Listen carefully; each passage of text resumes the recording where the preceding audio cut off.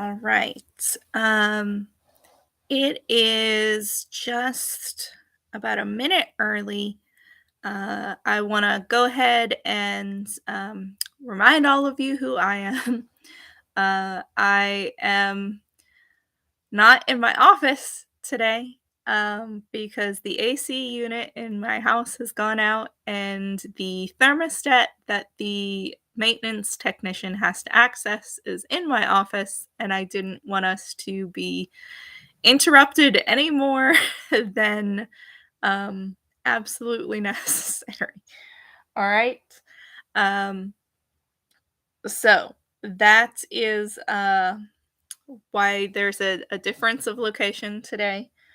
Um, this is the quietest corner in my house other than my office. So hopefully this works. Um, Again, for those of you who might be watching this video but haven't seen any of the others, my name is Jessica Hembry. I am a homeschooling mom. I am also the lead admin for Newton County Homeschool Co-op, which is a homeschool support organization in Newton County, Georgia. We are based in Newton County, but we serve about a dozen surrounding counties. We currently provide support to about 1,225 families in various ways, either through just our online Facebook group or through the events that we host, through classes and clubs and organizations that we've helped get started in the area. Um, I am also a ambassador for schoolhouseteachers.com and the Old Schoolhouse magazine.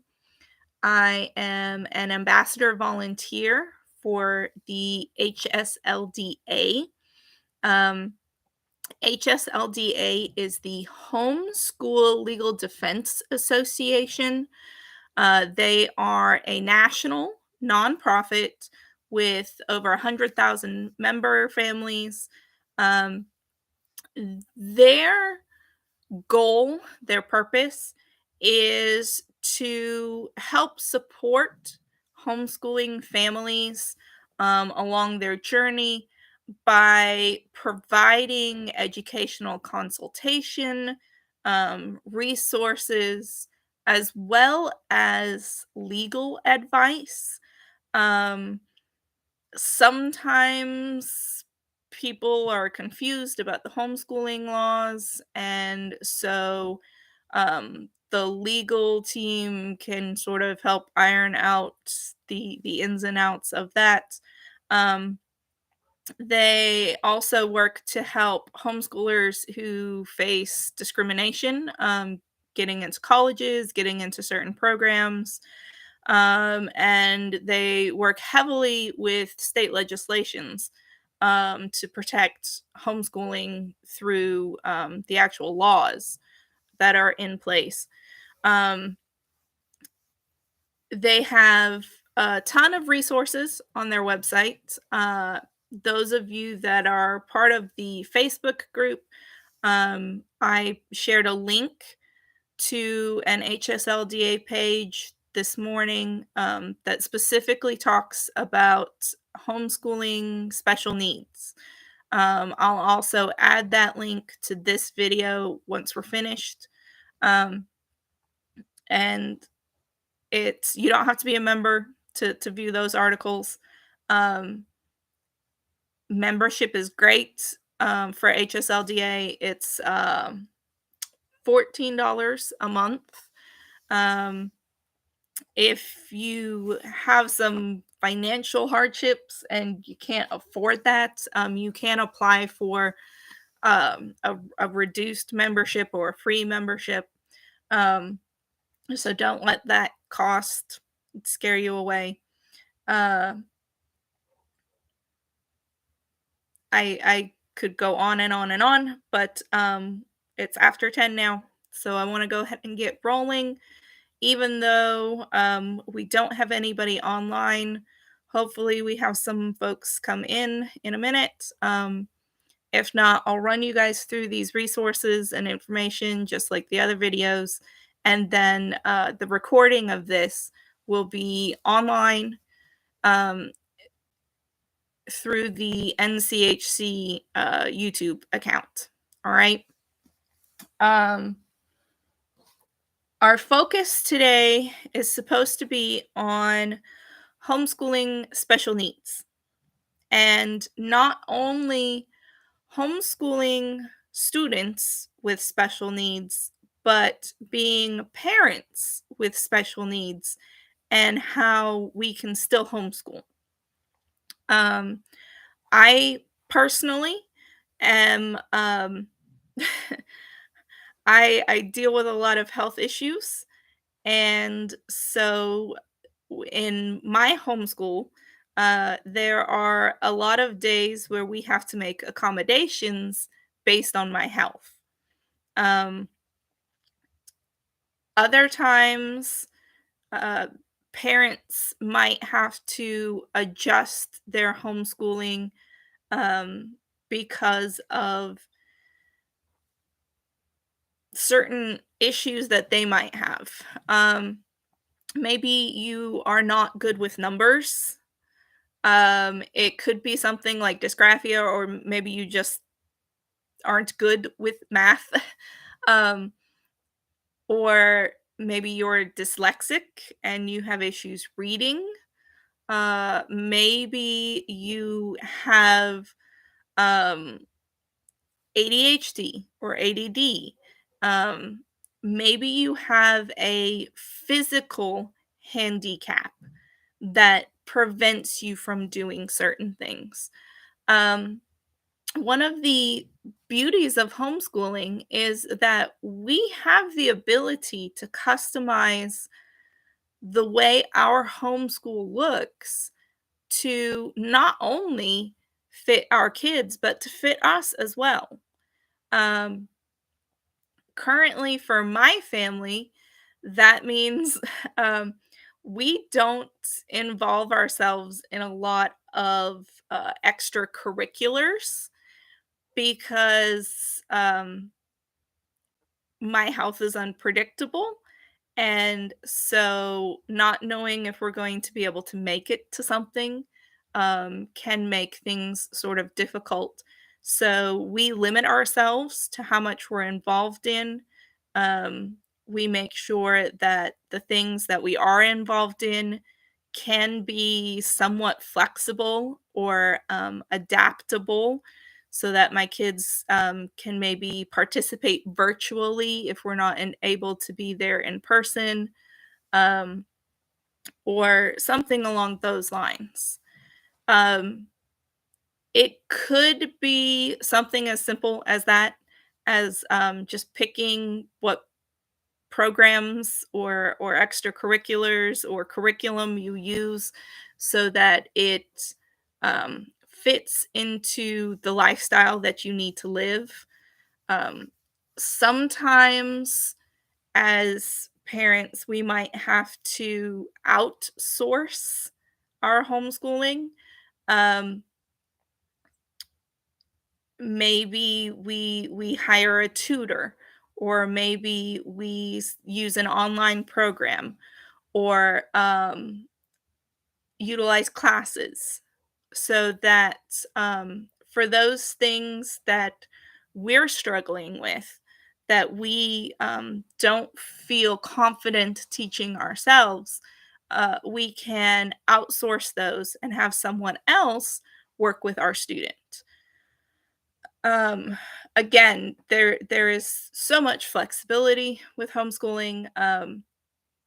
It sometimes ends up feeling sort of silly to talk about accommodating special needs in homeschooling because homeschooling is so flexible, and there are so many options that, regardless of what your reason is, you can customize this educational journey. Um, and we tend to focus on customizing it for our kids, but don't forget we can do it for ourselves too, guys. All right. Um, Now let's say, as far as our kids go, let's say that for whatever reason I do want to be the one responsible for.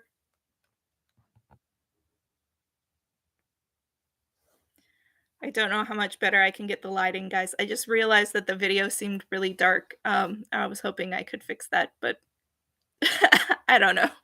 Um, Sorry. Anyhow, if we are planning on doing the teaching ourselves, um, aside from picking curriculum options that work, there are a lot of other adjustments that can be made to assist your homeschooler. All right. Whether it be schooling outside, um, maybe you take a lot of exercise breaks, give them a chance to move around. All right. Um, for struggling readers, um, you can read to them. There are also some programs that allow a computer program to read the material to your student. Using a digital option with videos would be another route. Um, if your student does better learning hands on, employ the use of manipulatives, games, um, activities, so that you can get their interest and their focus in the way that works for them. Just because a certain curriculum gives you a certain set of instructions, has certain worksheets or suggestions or whatever, um, remember, you don't necessarily have to follow all of those. Um, the exception would be like if you're paying for an online program where you have to answer to an instructor, or some of the accredited programs, there are specific things that you do have to do. Um, but for the most part, there are going to be ways that you can adjust the curriculum to accommodate your student, whether it's reading out loud or whether it's only doing activities and not doing worksheets, or whether it's taking those written materials and changing them into a game or something. Um, there are a lot of options. All right. Um,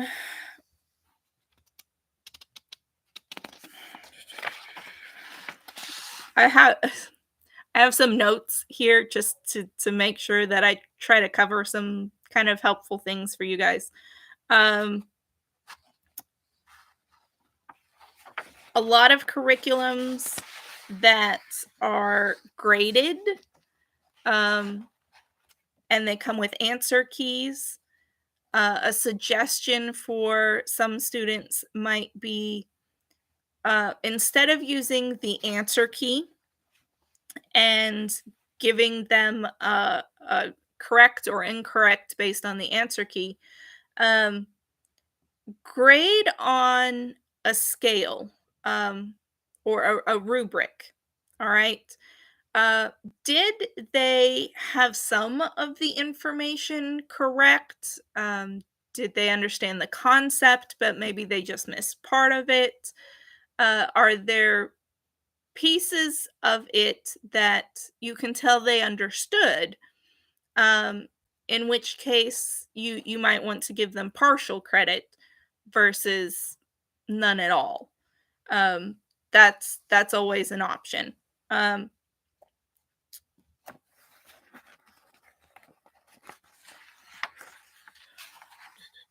um,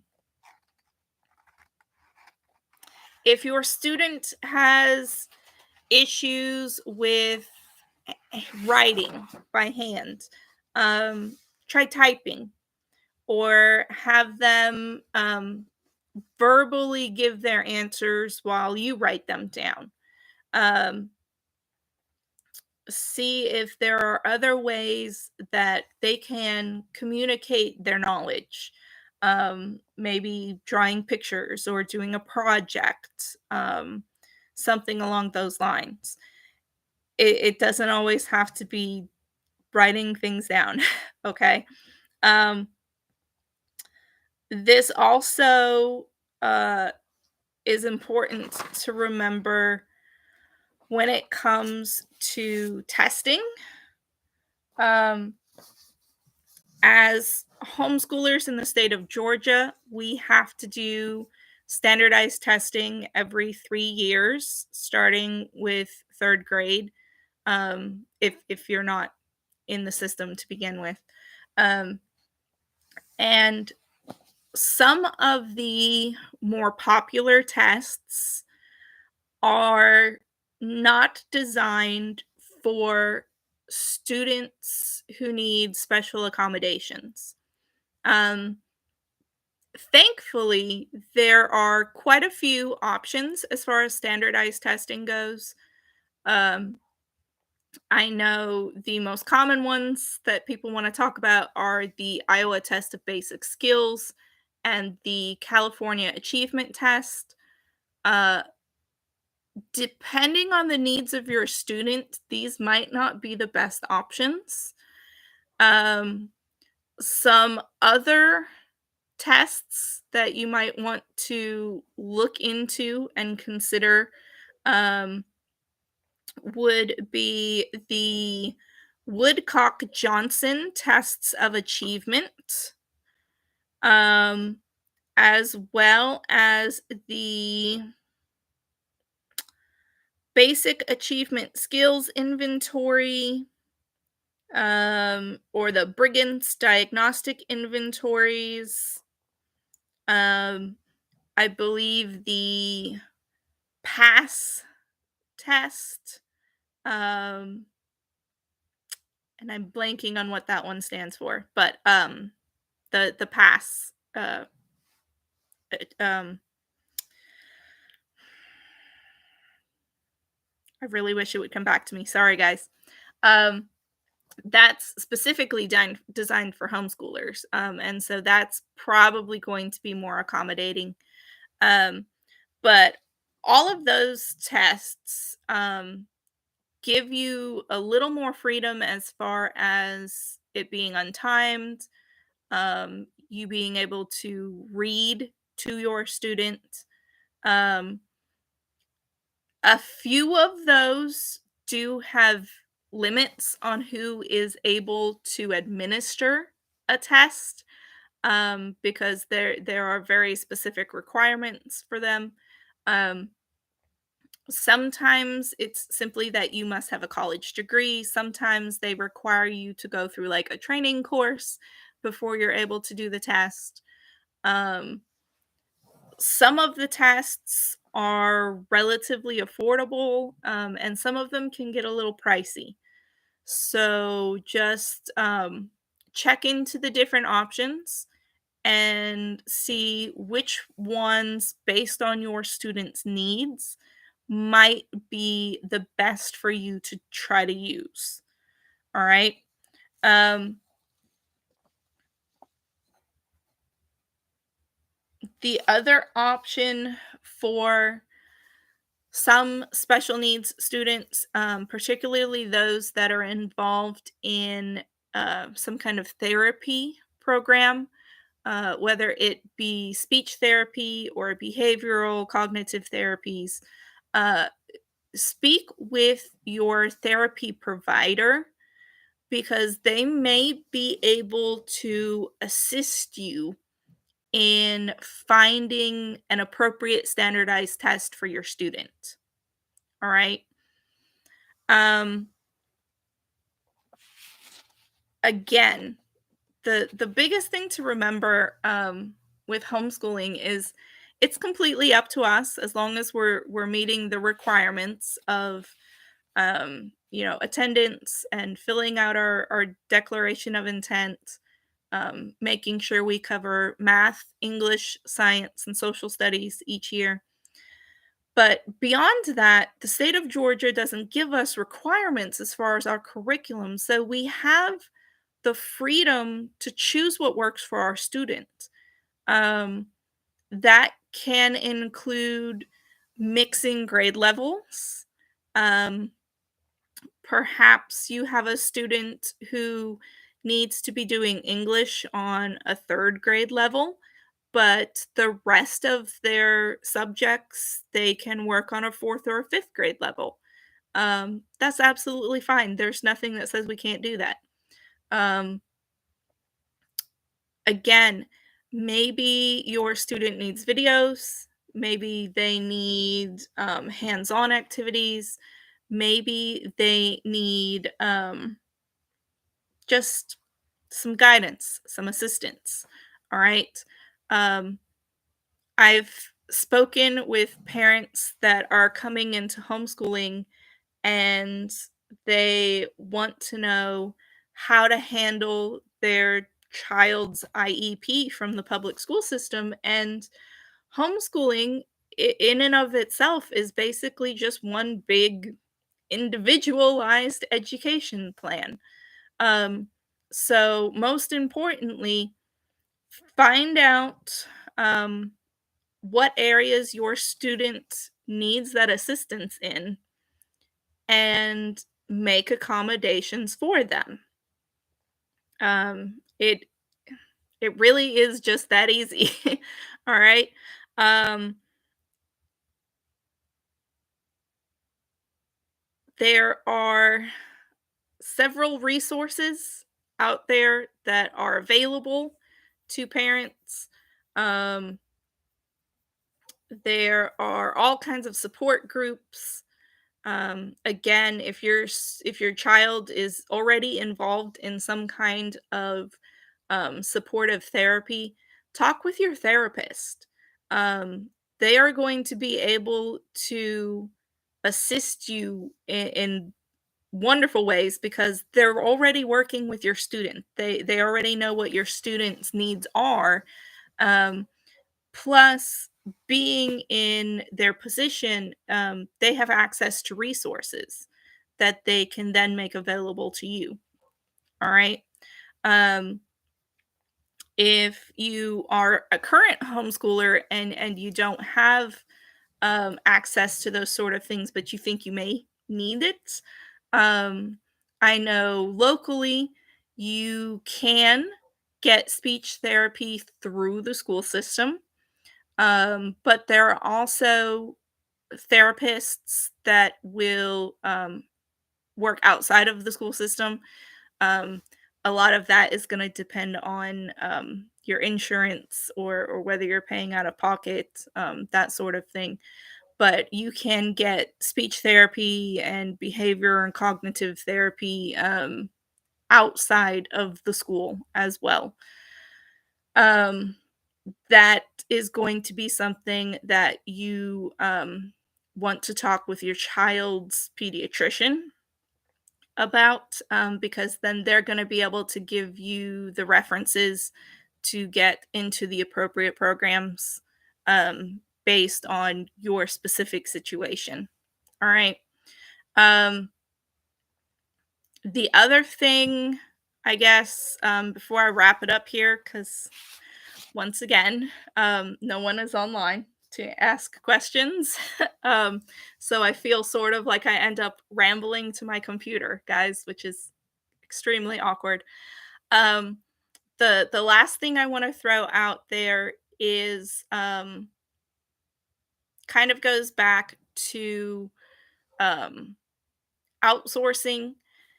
If your student is struggling with something and you don't feel like you're the right person to handle it, you're not sure how to handle it. I know within Newton County, Newton County Homeschool Co-op. There are a number of tutors in the area that are able to work with special needs students, um, and varied needs. It sort of depends on what it is you're needing assistance with, but we have qualified tutors in the area that are more than able to um, guide you and help your student and provide you with resources and materials to help you guys where you're having some problems. All right. Um, Bottom line is whatever you need to do to help your student, that there's a way to do it. All right. And if you are confused, or if you're not sure what resource is the best option for you, feel free to reach out to NCHC. We have some folks who are able to talk with you via email or phone and try to get you pointed in the right direction. All right. Um, I'm going to stop rambling on this topic now. Um, this is our last homeschool information meeting for this school year. Um, it has not been decided whether or not we're going to attempt this again next year. Um, but we will try to keep all of you guys posted. And again, I will add some helpful links to the information below the video. And we will have this video saved and available to watch later. So, thanks again, guys, and have a great weekend.